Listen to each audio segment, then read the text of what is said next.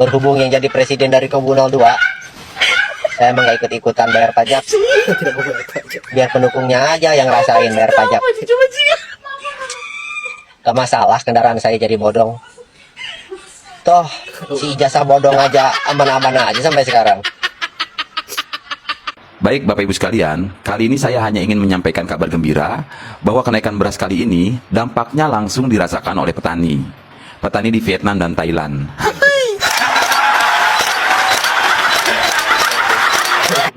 Tanggal 22 kemarin MK sudah memutuskan soal sengketa pemilu. Saya ucapkan selamat untuk pendukung-pendukung 02.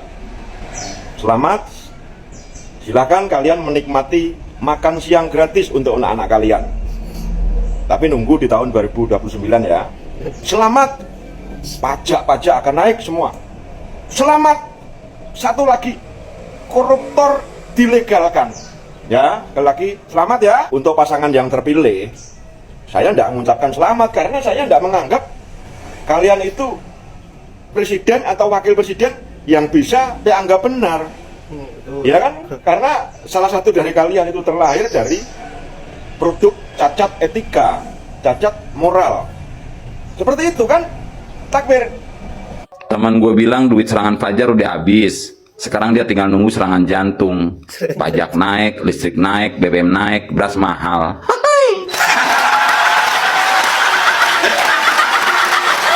Selamat datang di era dinasti, selamat datang di masanya nepotisme, selamat datang di zaman ordal. Karena demokrasi kita sudah hancur sehancur-hancurnya. Ya, bagaimana tidak?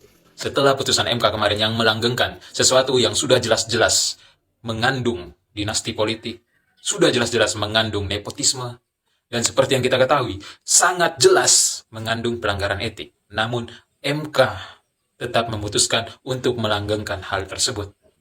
Dan harus kita katakan saat ini bahwa demokrasi kita sudah hancur sehancur-hancurnya. Dan ketika hal ini diteruskan, maka tentunya penyakit-penyakit seperti dinasti politik, nepotisme, dan ordal, serta pelanggaran etik akan menjalar ke berbagai daerah.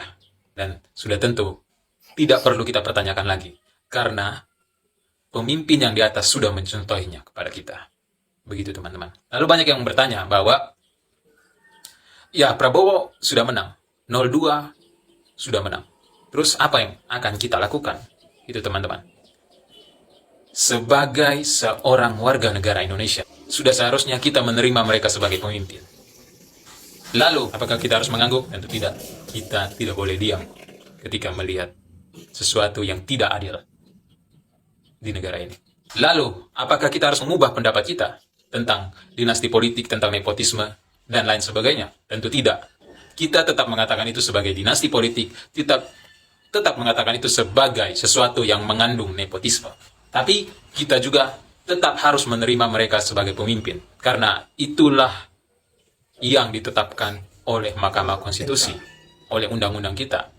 Namun, tentu tidak akan mengubah pendapat kita tentang dinasti politik, tentang nepotisme, dan pelanggaran etik tersebut. Itu teman-teman. Karena itu adalah bagian dari sejarah buruk bangsa ini. Sejarah buruk dari kehancuran demokrasi kita. Lalu siapa yang menghancurkan demokrasi itu? Ya tentu kita harus menuduh bahwa presiden kita yang melakukan itu. Melakukan penghancuran demokrasi yang sudah ada di bangsa ini. Begitu teman-teman.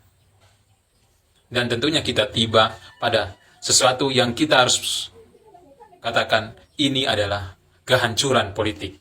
Atau yang biasa disebut juga dengan political decay, yang ditulis oleh Samuel Huntington dalam bukunya Political Development and Political Decay. Bahwa politik kita sedang hancur sehancur-hancurnya, teman-teman. Namun, kali ini hancur bukan karena modernisasi dan lain sebagainya, melainkan hancur karena demokrasi kita yang dihancurkan, karena dinasti politik, karena nepotisme, dan pelanggaran etik, moral. Oke, itu saja sedikit video dari saya tentang hasil dari Mahkamah Konstitusi yang bagi saya keputusan itu sangat-sangat di luar nalar, sangat-sangat menghancurkan demokrasi kita, teman-teman. Namun tetap kita harus menerima hal itu. Negara ini juga harus tetap berjalan. Kita harus mengakui mereka sebagai pemimpin kita, Prabowo Gibran. Namun itu tidak akan mengubah pendapat kita sama sekali. Begitu teman-teman. Tentunya negara kita tidak sedang baik-baik saja. Dan siapa yang wajib mengawasi itu? Hanya rakyatlah yang bisa mengawasi itu sepenuhnya, teman-teman. Itu saja dari saya. Kembali lagi saya harus katakan selamat datang di era dinasti. Selamat datang di masanya nepotisme. Selamat datang di zaman Orde. Oke?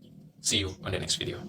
Untuk pendukung dan pencoblos 01 dan 03, Anda sudah benar dalam hal memilih. Sudah zamannya dulu nenek moyang kita memberi wejangan bahwasanya suatu ketika jika nanti yang benar disalahkan, yang salah dibenarkan, juga yang salah dipuja-puja, yang salah dipilih, nanti saat itu akan terjadinya wolak-walikin zaman. Biarlah mereka bersuka cita, berpesta pora. Pendukung 01, 03, perbanyaklah zikir, perbanyaklah istighfar, perbanyaklah sholawat. Allah itu membebaskan kita untuk memilih yang benar dan salah, tapi semua ada konsekuensinya. Terus dekatkan diri pada yang kuasa.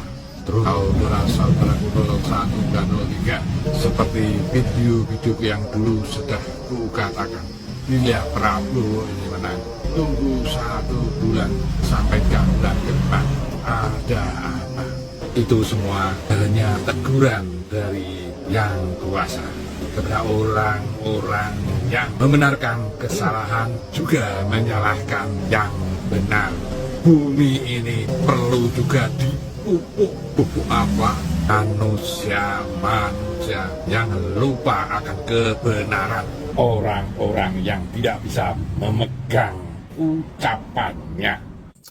Ya, merinding dengan apa yang menjadi penyampaian Pak Tua di video terakhir tadi. Betul, kita harus bersabar, dan bagaimana kinerja Pak Prabowo ke depannya sekitar 1 bulan ataupun 2 bulan. Kemudian, apakah program yang pernah dia ucapkan selama mencalonkan sebagai presiden bisa terrealisasikan atau hanya sebatas omong-omong saja. Dan ini yang harus kita kawal baik-baik. Benar kata netizen bahwa kita tidak akan pernah berhenti di sini. Tentu kita akan bersuara ketika melakukan sebuah ketidakadilan di negeri ini, dan juga membuat kebijakan-kebijakan yang bertolak belakang dengan apa yang menjadi harapan rakyat. Saya kira itu yang harus kita kawal baik-baik. Dan apa yang ada di video-video awal tadi sangat menghibur. Bahkan ada yang sampai tidak ingin membayar pajak karena merasa bahwa yang menjadi presiden di 2024 ini adalah bukan presiden pilihannya. Baiklah sahabat-sahabat, saya kira hanya itu. Semoga terhibur dengan apa yang menjadi statement-statement para netizen ini. Semoga setiap video yang bisa bermanfaat untuk sahabat-sahabat, dan terima kasih sudah menyempatkan diri untuk selalu menonton dan menemani admin sejauh ini. Semoga kalian sehat selalu, dimudahkan rezekinya, dan saya akhiri dengan ucapan Allahumma fiqh ila. Assalamualaikum warahmatullahi wabarakatuh.